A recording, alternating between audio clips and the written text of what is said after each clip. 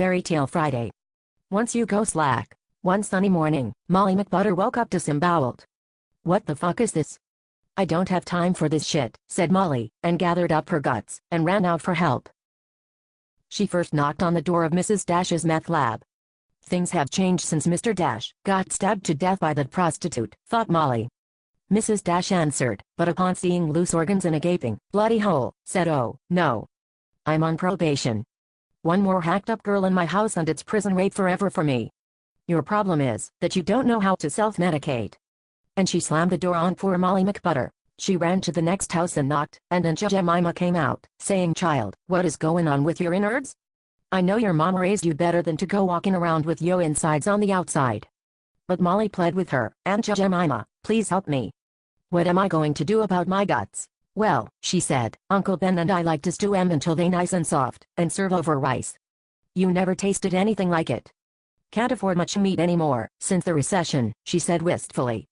"Just pancakes. Always pancakes." Her expression darkened. "Say, why don't you come in?" Mrs. Butterworth been by, and dropped off some of that rich, buttery flavor. "I'll fix you some lunch." But Molly saw the hungry gleam in her eye and the cast iron skillet hidden behind her back, and took her guts and ran, kicking her kidneys along on the road before her. "Your problem is, you don't recognize an opportunity for good eatin'."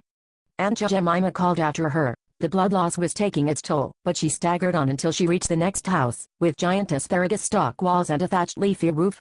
It was the house of the Green Giant, and although his muscular green thighs were frightening to an innocent country girl like Molly, she knocked. The door creaked open, and a giant green head stooped down to greet her. "Ho, ho, ho," he said. "Green Giant, please help me. I woke up with my organs all over the place. I'm confused and scared. I beg of you, by the power of your artichoke hair and spinach leaf minidress, put me back together." "Ho, ho, ho," said the Green Giant, and stepped aside to let her in. The world faded to white.